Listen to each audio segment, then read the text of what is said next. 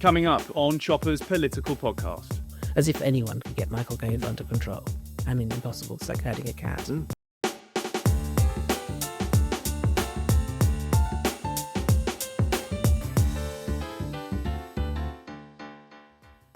Welcome back to Chopper's political podcast, where I bring you the best guest gossip and news and stories from our studio at GB News here in the heart of Westminster. This week, Sir Keir Starmer and his team finally bowed to pressure and agreed to a national inquiry into the grooming gang scandal.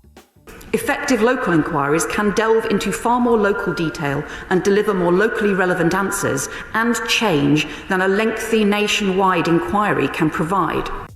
I was in the Canadian Rocky Mountains with Sir Keir Starmer, where I grilled him on whether the new inquiry can go after councillors, police and even MPs who may have not done enough to tackle the scandal over the past 2 decades.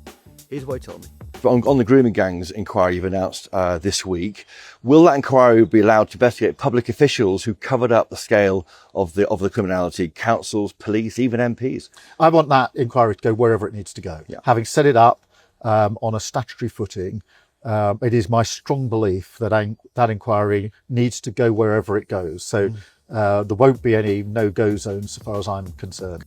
I also challenged the PM about his personal journey. Don't forget, he told me back in January that he thought he was a far-right bandwagon for those who were calling for a national inquiry. Did you want to now say sorry for accusing people supporting inquiry or for being on the far right? When you said to me in January in that hospital, you said that it's a far-right bandwagon if you're calling for national inquiry. I know you're talking about politicians, but a lot of GB News viewers and listeners were also concerned and they felt you were calling them far-right. Would you perhaps regret that remark? I said expressly politicians, and I mean politicians, and I was expressly calling out politicians who had been in office and done nothing, and it was them that I was criticising. It's not a far-right issue, is it? No, and I was certainly wasn't criticising your viewers.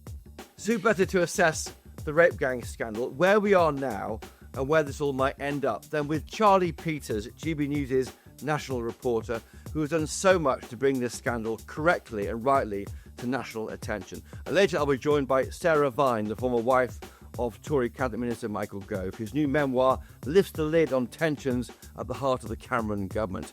But first, Charlie Peters and the rape gang scandal. Charlie, welcome to Chopper's Political Podcast. Thank you very much for having me. It's great to have you here. Thank you for all your hard work on this. It's such an important story. When you started out, what was your first inkling of the story, and did you ever think it would end up being this scale of a national inquiry? Yeah, well, I had a lovely childhood, right? I'm from Surrey. I went to the same school as Rishi Sunak. I've had no hardship in my childhood. No, Winchester College. So sorry, got it wrong. God, I'm far smarter than Charles House. Anyway, yeah, you had a comfy upbringing. Yeah, it was super comfy, right? I couldn't have asked for anything.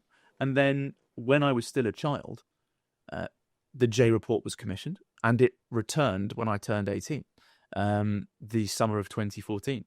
And I remember reading that, not being a particularly political teenager, and the front pages are everywhere, I went around the world, and it completely ruptured my understanding of my country. I didn't know my country at all when I was 18. I had lived, as I said, in such comfort and luxury. And it set, if I can say so for myself, it set inside me a bit of a zeal to want to engage with this issue. It changed what I did next. I knew I had to become a journalist and follow up on what had been revealed. I was inspired very strongly by what Andrew Norfolk had done, and I thought, I want a bit of that for myself. There's clearly more to do here. And so 3 or 4 years ago, 4 years ago now, I was working as a reporter and as a copy editor, and I took some time off with a friend called Guy Dampier. We went to Rotherham. We set aside about 500 quid to start filming on this, having spent a lot of time gathering information in the background over the years. We gathered some exclusive interviews. We had some new information about councillors, information that 2 years later led to 9 people resigning, which was a sensational feeling. And during that period, no one wanted to take us on. I get it. We were a couple of amateurs, right? We'd never made a documentary before, but we had such good stuff. We pitched it all over the place. Only GB News wanted to engage, and they hired us straight away to make this film. And over the year that we made it and we gathered all that information, we exposed that 50 different towns and cities, top line from our investigation. We showed those trafficking links. So evidence of Evidence happening in those towns. Yeah, court records, survivor testimony, things that had never been revealed before. And it showed that this wasn't an area localised or isolated into a few northern towns and cities, which I think was the prevailing view at the time. It really showed that this was from Glasgow to Plymouth. This was a truly national crisis. But, as I said, when we revealed that information in 2023, it was distracted in political obfuscation. Sir Keir Starmer at the time was the leader of opposition. He welcomed the grooming gangs task force, but said, I've been calling for mandatory reporting for a long time. He himself then, when we found those 50 different towns and cities, didn't call for a national inquiry, of course. No one did. So I came on GB News in 2022 before they hired us to say, we're pushing for a national inquiry. You'll be able to get that clip up. I was with Colin Brazier, a presenter at the time. Because of the information we already had. It is quite surreal to see it happening now. And I think for many of the survivors who have been speaking to us for so long, they're grateful for GB News, the fearless voice for Britain. I mean, we have that on our door when we walk into the studios in Paddington. We do mean that. What did you make of the Casey report? Louise Casey, of course, was commissioned by Keir Starmer to audit the situation on the scandal. Well, it's vindication, isn't it? And that's the word I've heard so many times since for you and the victim. For everyone involved in this crisis who has been calling for further investigation. Let's put the survivors up front. Obviously, it's vindication for journalists, but it's vindication, more importantly, for the survivors who have been calling for this for so many years. And I think the government has often said, well, actually, some survivors don't want a national inquiry. I think they've been quite selective on which survivors they speak to, choosing a very select small group from Telford, who they've engaged with on this. But actually, when you speak to survivors that the government hasn't got in contact with, from the 50 different towns and cities that GB News exposed in 2023, you do find calls for this national statutory inquiry with powers to compel witnesses. So it's vindication for them. It's vindication, of course, for GB News, putting their voices front and centre and being, let's be frank, ignored or sidelined by many people who should have addressed this scandal years ago. And it's vindication also for campaigners, people like Maggie Oliver, whistleblowers like Jane Senior, who have been saying that more work needs to be done. And finally, it's vindication for people who tackled the thorny issues here. Because what Casey cuts into quite severely, I think more severely than anything else, is this issue of ethnicity, which we know, Chopper, has been sidelined or denigrated, or even obfuscated by people who should have addressed it head on. Officials in Whitehall and local politicians, local activists, police officers, council leaders, all the rest of it, they have looked away from that key point. Conservative or Labour and politicians from all stripes have really not wanted to go there. They've shied away. And now finally there's some clarity. Let's get to the heart of that cover-up. Why did it happen? The people who may have covered up, police, councillors and the like, they are not bad people? Or are they bad people? Or were they worried about tensions in the area, racial tensions? At the time a lot of this was happening, and we'll come on to where we are now, but what the history of this was, we had these terror attacks in this country. There were wider concerns about civil unrest, for example. Yeah. So racial rioting in the north. Are these bad people who covered it up, or what? Well, Baroness Casey calls them do-gooders. Yeah. I'm not sure I'd use that term. No. Not do-badders, as far as I'm concerned. I think prioritise... They failed these victims. They did worse than that. I mean, they failed the entire country that needed to be given justice on this. Because of offending a racial group. Well, the main claim on this issue has always been that they prioritised, in a sense, community cohesion and a left liberal version of multiracialism, multiculturalism over justice for women and girls, boys and men also caught up in this crisis. I think there's a lot to say that is true, but I think it actually is worse than that. And I think what we're going to be revealed in future investigations, I hope, is that it's not just do-gooders covering up for political reasons.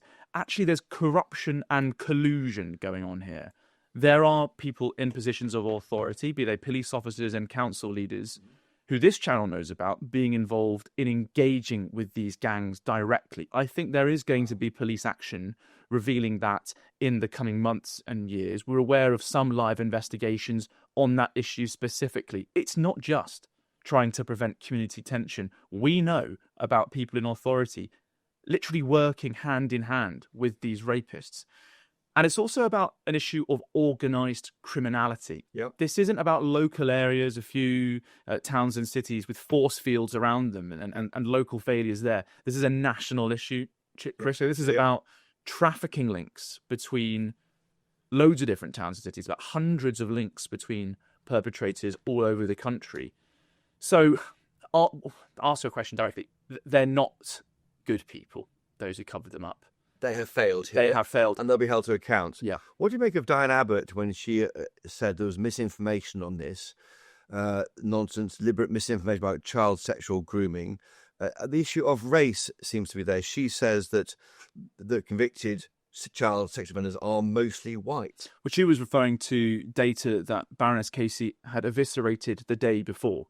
She was repeating misinformation and, frankly, a racial myth that had just had the record set straight on. We tried this 2 years ago. We tried to bring this to attention. The 2020 Home Office report, which has been used essentially as a bat to attack anyone who speaks out on the disparity of offenders.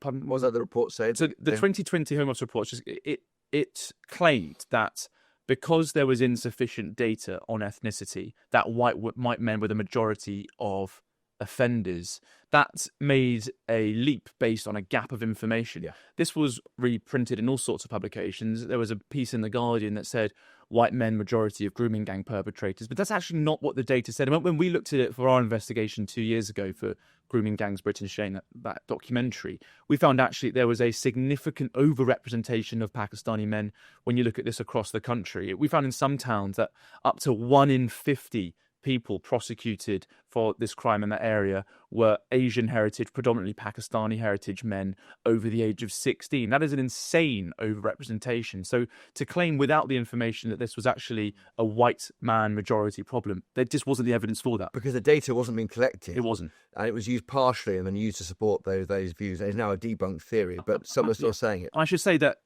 the government has consistently said since January, when this issue shot up, that we don't need a national inquiry because the local inquiries have worked. On this issue of ethnicity in particular, the government has always referred to the Telford inquiry as being successful. It published in 2022. It found over 1,000 victims from several decades. In the progress report since then, published 2 years later, they found that they still were not collecting ethnicity in Telford. Even as recently as the day of the Baroness Casey report being published, Jess Phillips, the safeguarding minister, was saying Telford works. We've got so much work from Telford. No, we've just learned that the ethnicity data still is a problem around the country. If it's not being collected in Telford, how on earth is that still something that we should look to as an example? We need these statutory powers to get to the bottom of this. Imagine Jess Phillips, she's kind of the person beaten up on this scandal online, isn't she? Do you blame her? I mean, she's someone who comes from a position of working with women's refuges. Yeah, before she was an MP, she worked with women who needed support and maybe had the violent partners, that kind of thing. And I know you're pausing for thought there, but she's the one blamed for not being quick on this, isn't she? Fundamentally, when we revealed in January that the government had rejected a request from Oldham Council for an independent inquiry with statutory powers, the signature was Jess Phillips. The Home Office ministers, Yvette Cooper and Jess Phillips, had said that that wasn't necessary. That's now what's being ordered. Now, we drew attention to that, and I think that's what kickstarted this national conversation in January. Jess Phillips is now making amends for that and is putting forward that. But again, she's claimed that Telford was a great situation. They found over 1,000 victims. Just 11 people were prosecuted in Telford. In Telford alone. Yeah, 7 convictions. Is that really success? As recently as 2 weeks ago, Chris, we published a piece from a survivor in Telford who waived her right to anonymity, whose child is in Egypt because she's living in chaos in England because her perpetrators still haven't been arrested. But Jess Phillips' record on this is pretty shocking, I have to say. While she may have done great work on lots of other areas, she still hasn't succeeded on the grooming gang scandal. And I think it is actually this particular Labour issue on ethnicity. Remember the Cologne sex attacks, New Year's Eve of 2015? Jess Phillips made comments then, a decade ago, saying that what happened in Cologne in Germany could have happened any night, essentially, on a main street in Birmingham. I think she diminished that form of abuse there. And I think it's possibly the case that she did that because of the ethnicity of the context perpetrator. there was Angela Merkel had opened up the borders. Right. and that's why she saw. That's maybe why she spoke. But Britain opened up the borders to Pakistan in the 1960s, and I think the vast majority of perpetrators are Pakistani. I think a lot of Labour-run areas have this overrepresentation of Pakistanis, and they're wrestling with this issue because the ethnicity of the perpetrators and the ethnicity of the demographics of their local areas are interlinked. Votes count. Votes count massively. There's no doubt in my mind that that is an issue. It may not be an issue specifically for Jess Phillips, though maybe it is, but for a lot of Labour authorities, one of the reasons why they have shied away from this, there's no doubt in my mind, is because they don't want to upset their voter base. Nick Timothy, now an MP, said in the Telegraph this week, "This is the worst scandal of our lifetimes." Is that over-egging it? No, it's the worst race hate scandal and abuse scandal since the Second World War. It's worse than that. I think Nick Timothy might be underplaying it in a sense that because it's not just the extent of the depravity. These are the most heinous crimes imaginable. It's torture and barbarity. But it's the fact that there has been this overt attempt to punish those who try to deal with it. It is getting political. We've got Kerry Baynott. You interviewed her brilliantly for GB News this week, of course. Tories have been in opposition for 10 months. They're in power for 14 years and nothing happened. Nick Timothy worked for Theresa May in the Home Office when all this was going on. What do you make of Tories jumping on is a bandwagon, attacking the government? Yeah, the Conservatives have so much to answer for. They say that a lot of information has come to light, and that's why they've been campaigning for the last 6 months. Now, I was going into Downing Street in 2022 and 2023 before we released our documentary, showing them the evidence, because I wanted this Who you to showed change. there? Those names will come out in time. Trust me. Okay, good. They're on standby. Good. But Didn't that then, did they? they didn't. You have evidence of who covered it up? Absolutely. I know people in Downing Street who were pushing this right to the very top. I was in a meeting where a man said, "Let's bring this to Rishi." I know that it went right to the top. Did you go to him? Absolutely. He launched the Grooming Gangs Task Force, the crampdown in April of 2023. But then Home Secretary Suella Braverman, when she came out and made her pronouncements, now vindicated by Casey, saying that there was a particular problem with Pakistani offenders, couldn't find a single Tory to back her up. They all went into hiding. Suella Braverman was abandoned by the all party. hang their heads in shame. Absolutely. So for Chris Philp, for example, now the Shadow Home Secretary, to say, we've learnt a lot in 2025. You learnt a lot in 2022 and 2023. They had an opportunity then to launch an inquiry and they didn't do it. And that's why we hear Keir Starmer making those points. And in fact, they challenged GB News to hold them to account. And I said, yes, we are holding them to account, Prime Minister, but you're in power now. Let's move on to where we are now then. The inquiry. I'll just get something on that as well, Chuck, very quickly, because I know we're getting issues about politicking from both sides. Both sides also need to be honest about each other's record in a positive light as well. For Labour to say the Tories did nothing, I think is very unfair, and I think denigrates the experiences of survivors as well. Baroness J happened. Hang on. We've had that case original report. and also in the same breath that Labour ministers say the Tories did nothing, they'll also then praise the Grooming Gangs Task Force. They'll say, "Oh, Tories did nothing, 1,000 arrests." Those 1,000 arrests only happened because Suella Braverman launched that task force. So there's space. I want an olive branch to be reached out from both sides to say, you did something, but we both didn't do enough. Stop the shouting and rowing, because there are victims here going, bamboozled by all the rowing around them. I think the tone has started to change a little bit, but it needs to go a long way. Quite right. So to the inquiry, quick answers from you. Who should chair it? A foreign judge. Preferably someone who's... Commonwealth judge. Yeah, I think Kiwi, Aussie, Canadian, someone like that. Before, haven't we, with as a Kiwi barrister who led the J report originally, right, and then packed in the no one knows why. But there are allegations from the time that Kiwi barrister judge was pushed out because she said that Asian men were overrepresented, or she used some negative racial language about Pakistanis. But she never commented on it. We don't know that. We don't know the full story, but the fact of the matter is, that's a key part of this issue. So stepping back, why a Commonwealth? Why a foreign judge? I think too much of the political system here and the judiciary is caught up in this crisis. This is a system failure in Britain. Across all parts of government, people have not done the right thing. And there is so much, decades of built-up pressure and fear and failure on this, that I don't know if we can find anyone who's sufficiently stood away from it and hasn't had those modes of feeling and thought stressed by this crisis. I want someone who's not actually across it as much, hasn't been tainted by years of political obfuscation. We're only finally now getting the truth starting to come out. But UK judges are politically neutral, aren't they? But they're part of the establishment, maybe. In September, I was at Sheffield Crown Court and a survivor was told that she wasn't allowed to call for her perpetrators to be deported. That judge gave over 106 years of jail time to the 7 men in the dock. He was absolutely severe, but he was nervous about calling for deportation or indeed allowing the victim to do so.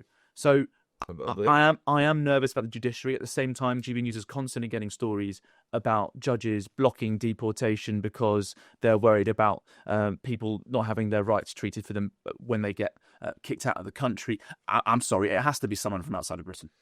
And report by when? The Telegraph reports 3 years. Is that? I mean, I asked the PM on this. I think he said he wouldn't give a timescale. What's your timescale? Casey told me 3 to 5 years, and I really don't think that will do. It needs to be thorough, but it can be thorough and rapid. I.e. too long. That's too long. That's too long, because if it pushes it into the next Parliament, that might be what some government ministers want. It might be what some Labour figures want around the country. It needs to return in this Parliament. But says by 2029. It really has to.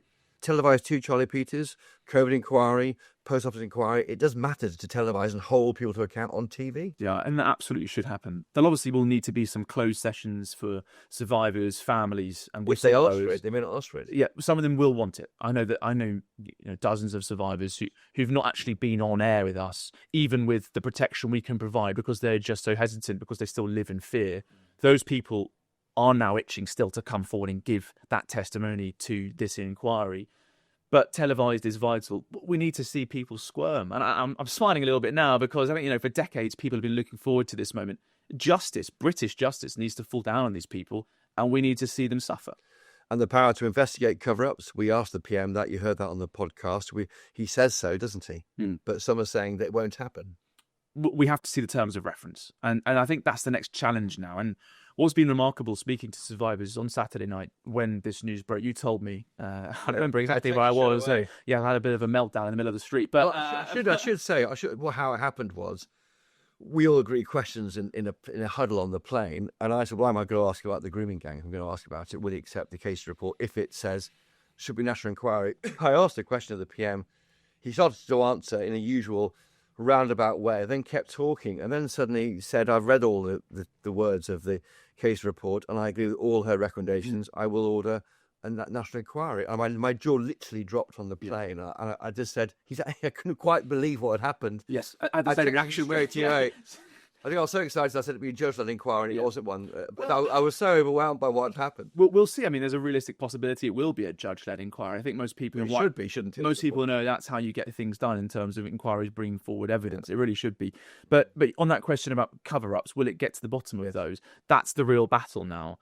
On that Saturday night when that news came through and jaws were dropping right across the country, a lot of people, as I said, were feeling that sense of vindication. But for a lot of survivors, they've been fighting for so long, they know it's time to go again. This is about getting those terms of reference. Well, just on that, when I asked a question of the PM in my attempt at supporting your work, Charlie Peters, about this national inquiry, talking about the 50 towns, I then met an official afterwards who accused me of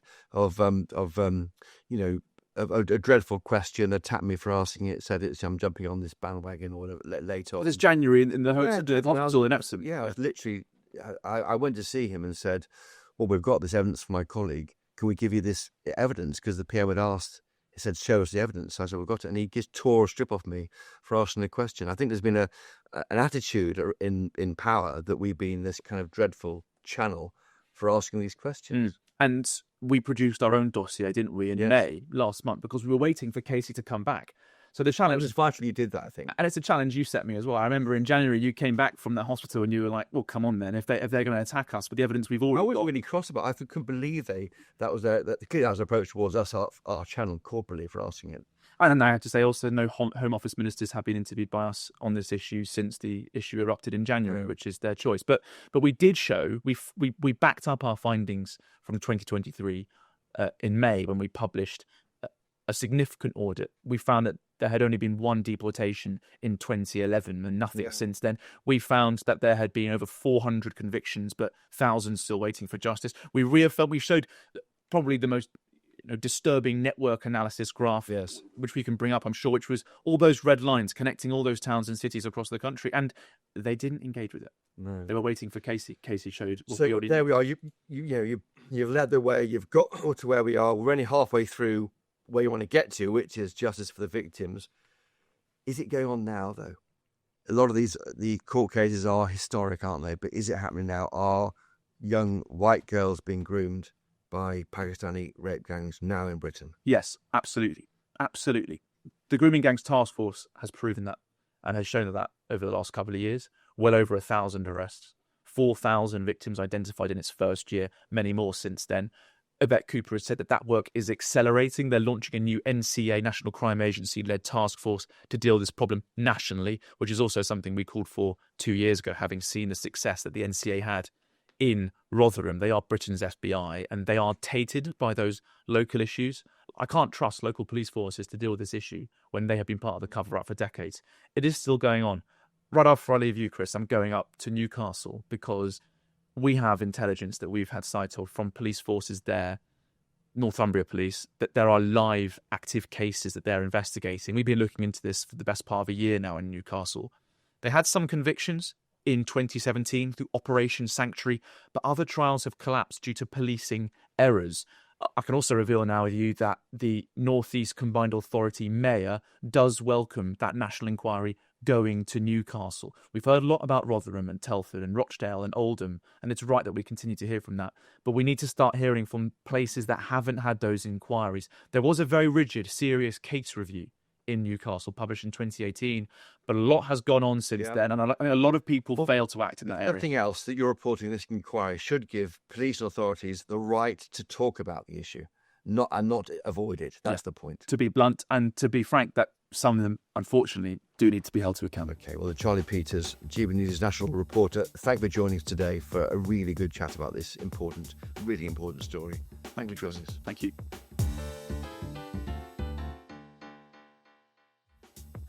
Charlie Peters, thank you. And finally to Sarah Vine, one of Fleety's finest journalists and author of a brilliant memoir, How Not to Be a Political Wife. Sarah Vine, welcome. Thank you for having me. Political. What is a Westminster wag?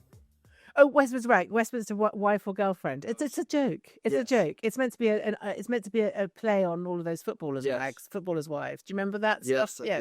Yes. And you have a very distinct role. I'm not that anymore because I got divorced. But I just think it's a funny thing. People keep saying to me, "Why haven't you changed your handle?" And I'm like, because it's a joke. Yeah, exactly. I get the joke.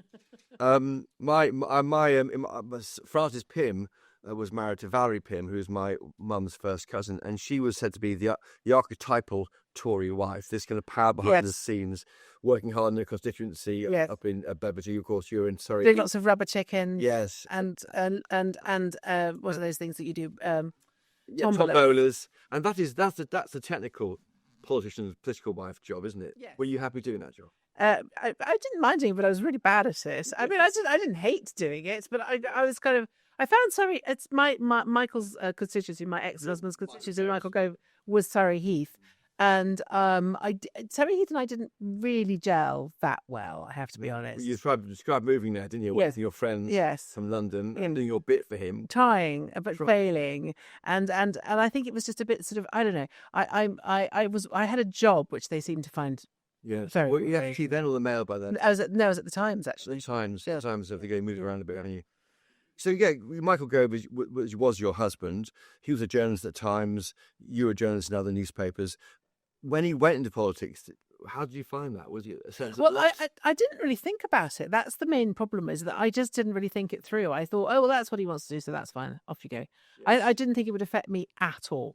I genuinely thought he could go off and be a politician and it wouldn't push toll to my existence in any way. I would just carry on working, being married, doing all the stuff we did before. It wouldn't make. I think how wrong I was. It is a job, but not a paid job. It's really a vocation. I would say it's a bit like being a vicar. Yes. Do you wish you'd never gone into politics? I read recently that John Lennon's wife sister wished she'd never picked up a guitar. Okay, John Lennon's sister. I mean, a lot of people would have been saying yes, because you lose them. You absolutely do lose them. Yes.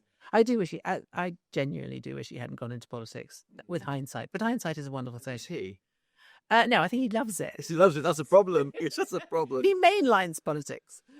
In a sense, because you had your own identity as your career, but maybe you were asked to be someone else. You sort of get eaten up by the other person's identity, so people start to project stuff on you. In fact, that's one of the reasons I got around to writing this book, which is that so many things have been said about me, and so many nice things, mostly horrible things.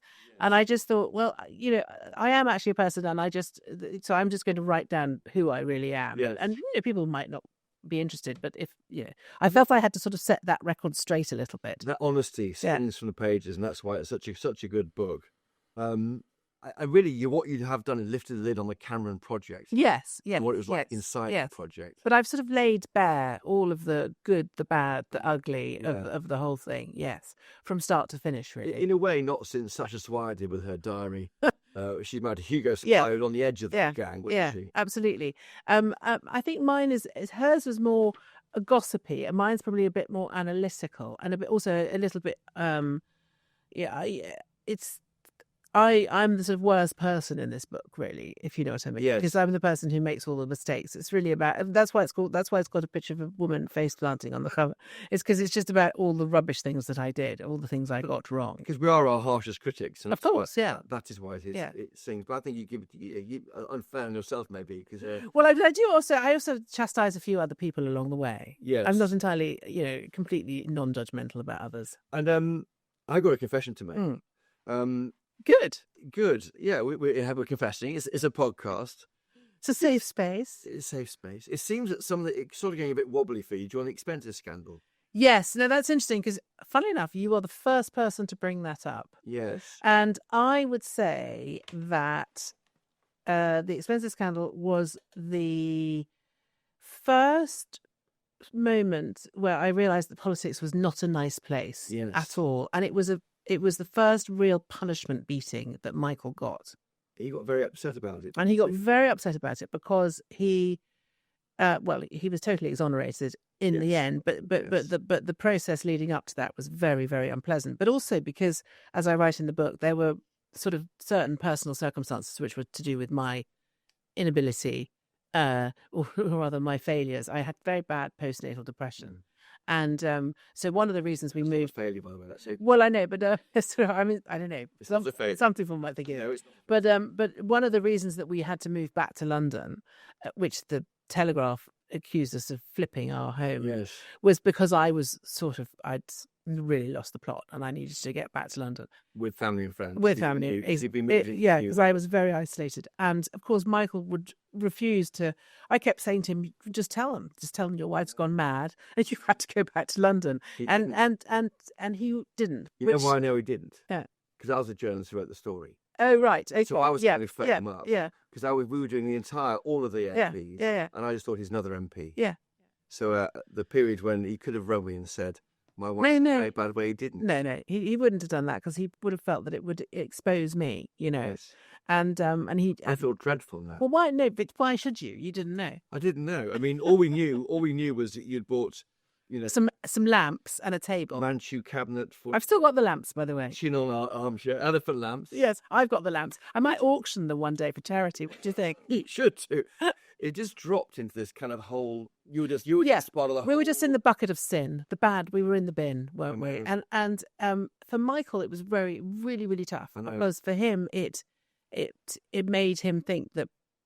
What am I doing in politics? Yeah, but also just. And you say that in the book. Just that he's such a kind of straight up person in that respect. For him, it was really tough. And you wrote in the book how he came back from meeting with the local constituents in Camberley, trembling with emotion, drank 3/4 a bottle of whiskey. Like it was Coke. That's my fault. What can I say about this? I mean, what do I say, Sarah? Well, I mean, it's not your fault because no, he's a big old, but my fault. We sent an email to the editor at the time, and it was ignored. Yes, we if it had been passed on to you. Yes, I'm sure it did. We included his response. I mean, I think as a journalist, you forget the impact on families, really, from what you do. Yeah. So I wanted to sort of show the other side of that, which you did. I mean, I'm not saying that that everything I've ever done or he's ever done has been perfect, but there are moments, but that was a real punishment beating, and for all MPs actually as well. For all MPs, and particularly for the ones that had got elected in 2005, because of course they were sort of they'd had to go and do the second home thing, so they were sort of particularly vulnerable because they'd just bought quite a lot of stuff. But I do remember, and I do say this in the book, I remember afterwards we went to Holland, we went to Colonsay on holiday, was it before? I can't remember at some point, but I do remember him saying that he had felt very, very low, and just thought, well, maybe I should just throw myself off the ship. I mean, it was.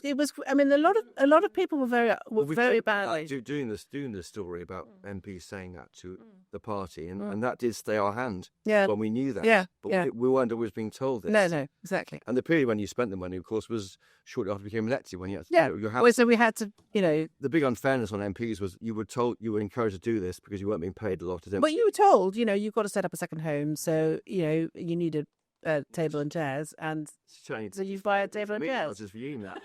I wasn't expecting that.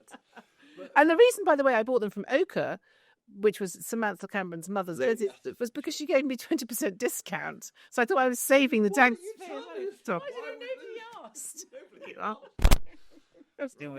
Goodness me. Anyway, that was your life, and that's my role in it. So now I feel. It's fine.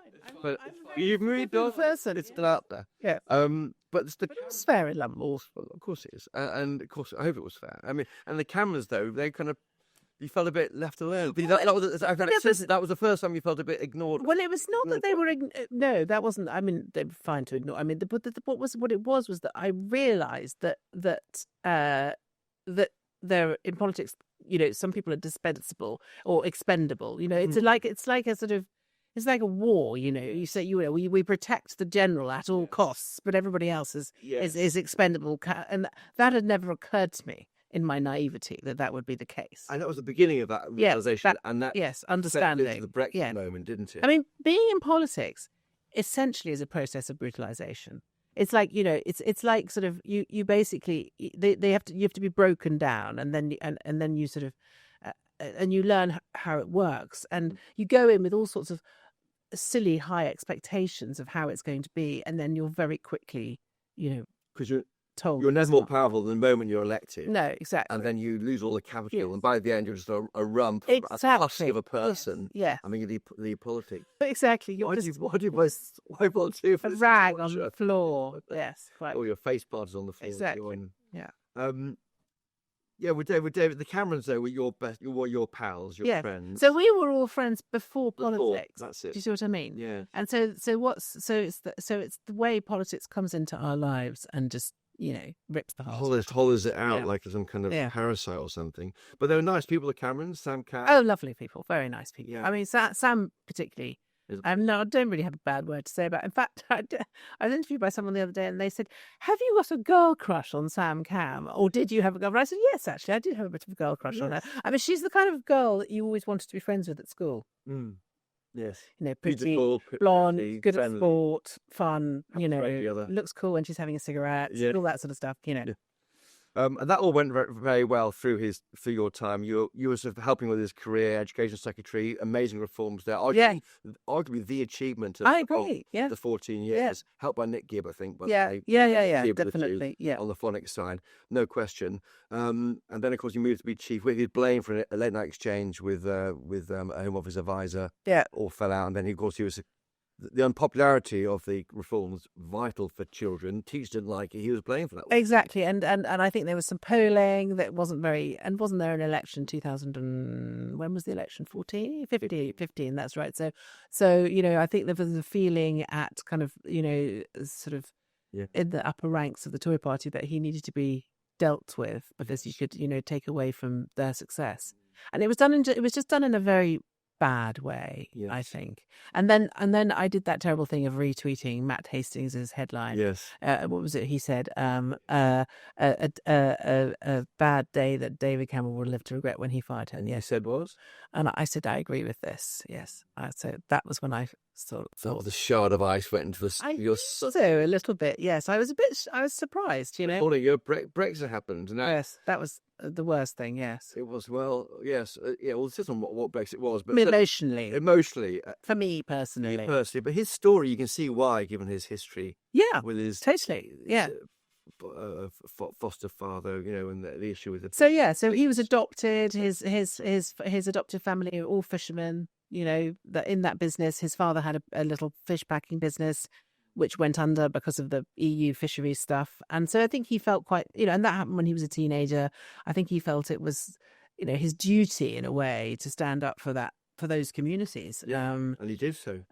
But for me, it was slightly different because, of course, I'm sort of. Well, you Remainer, by the way. I voted Brexit, but I would say Loyalty to him. loyalty to him. Really, I think probably my feeling was always with the EU because I grew up in Italy. And all my relatives live abroad. I'm not Italian or Welsh, but my brother lives in Spain and my parents live abroad. And I was like, okay. My feeling with the EU was sort of David Cameron's view, which was that we should try and lean in and have more influence and develop better relationship with it. Despite the testing, I think he never liked it much, by the way. No, but I think he tried a bit, didn't he? He did try to do that, and it failed. So I was sort of ambivalent about it, but the thing about Michael is that he's he's got a brain the size of a planet, and I think, and his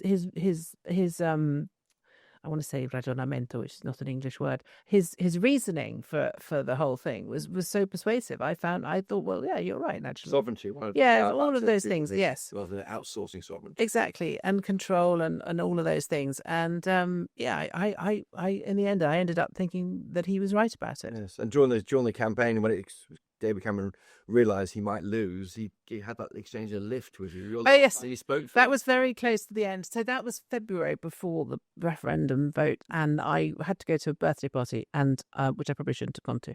And as luck would have it, I ended up in a lift with Dave and Sam, and Dave did sort of say to me, "You've got to get your effing husband under control," as if anyone could get Michael Gove under control. I mean, impossible. It's like herding a cat. He was losing the argument. That's why I said it to you, surely. I mean, and you fell out with them, didn't you?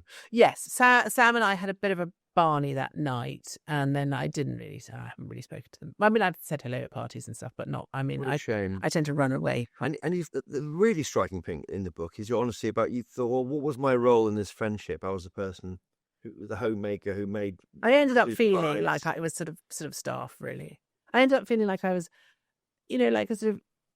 I felt that I suppose at the beginning of the relationship, I felt that I was on a complete par with them. They were just my friends. You don't feel socially superior or inferior to your friends, do you?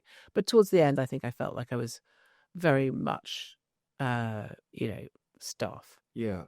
Like a much loved, indulged civil servant, waiting on them. Who's done a bit of time, but really isn't kind of capable of making any real decisions. I used to look at the team around Cameron and think that's how you construct a good team. Yeah. Cameron, George Osborne doing politics, Kate Ford getting you, but Ed Llewellyn chief of staff, Gabby Burton or Andy Coulson doing the press. You haven't seen that in any PM since then. It looked like a kind of cohort of people, and you were on the edge of that. I suppose. Yeah. I think they were quite a good team, actually. To be fair to him, and until he, for me, the moment that he sort of lost it was when he just walked away from that podium and said he was. You called him a man baby. I think you're totally right. I am. I've raised this with Cameron people saying, what on earth was he doing?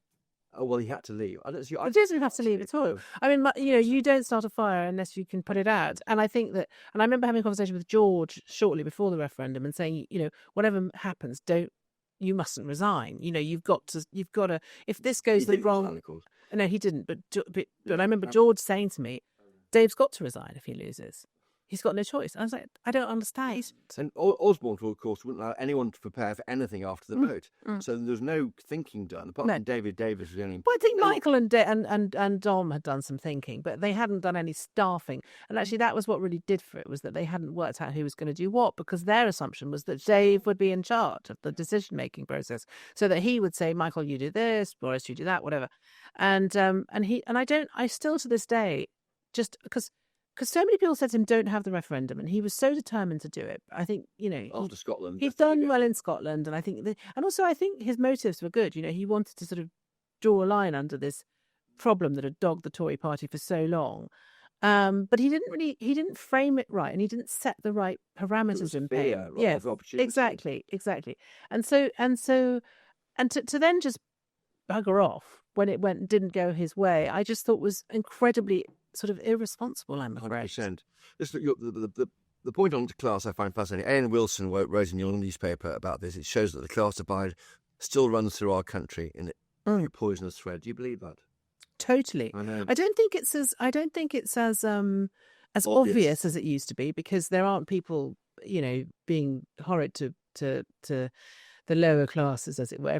But Everyone, but it's definitely yes, it's definitely there. It's like ivy. It's embedded in the structure of this country. You'll never get rid of it. I don't Yeah, think. Corbynistas aren't on this podcast.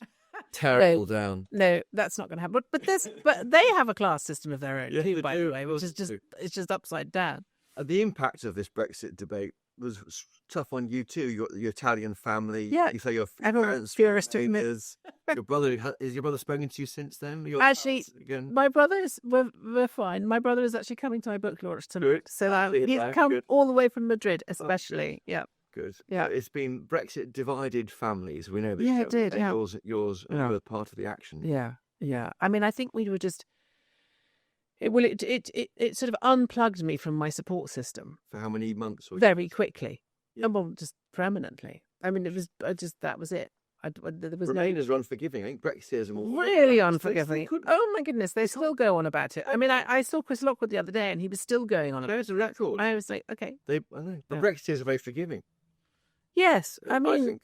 I think so. Well, also just more self-critical. I I know. think. And then, of course, Michael stood for office. You wrote your email. It was leaked because it went to the wrong person. Yes. And I there were- don't know. I still don't know who that person was. All I know is that he was a PR. PR person who then I don't know what he was even doing in my contact. and he was called you were then called Lady Macbeth, and you referred earlier to this Yeah. this slightly sexist way of describing you because Well, this is a bit of you're a- someone's wife. And But also, isn't it the case that whenever a woman has any opinion about the affairs of men, she's immediately Lady Macbeth? 100%. And isn't that boring and stupid? and sexist. Yeah.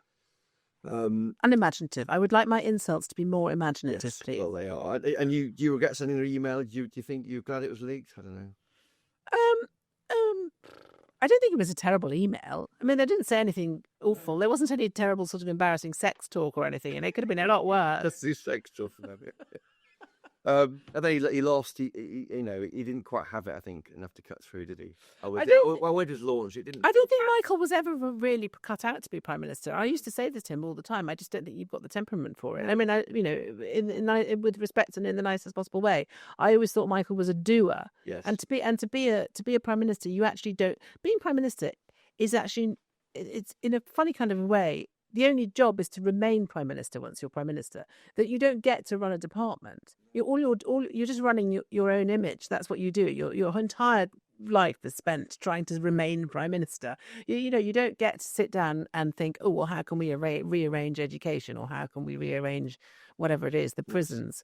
And Michael's very much that sort of thinker. He's very analytical, and he likes to get things done. Yes. He's all about show, not tell. So that's why he was called a very most effective Yeah. academy of the 14 years by people when he quit his. Yeah. And, I mean, last he year. did make some differences. And the thing that I always felt was rather sad for me about the whole Brexit thing was that when he decided to come out for leave and work with Cummings and all that, he was actually he was at Justice, and he was about to do some really interesting stuff on prisons.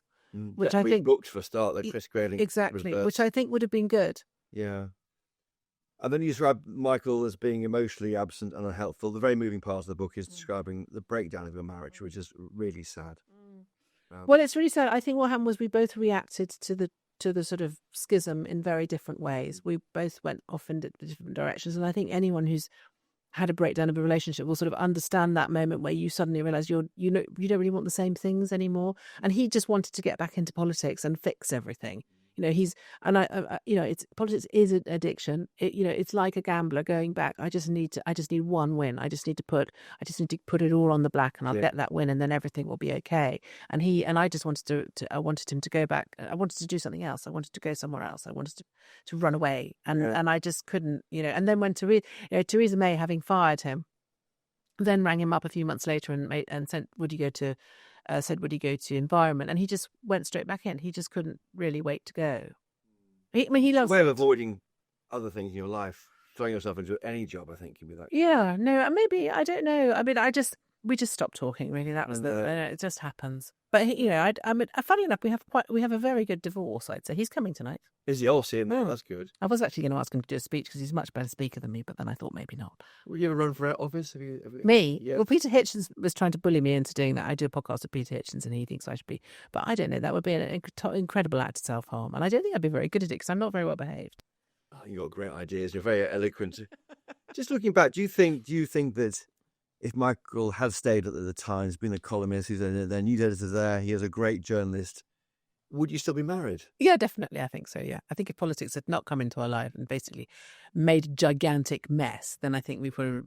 Yeah, because the other. So you're like John Lennon's sister. You wish you'd never picked up a guitar. I sort of do actually. Yes, I agree. But the world has missed out on Gove, the leader.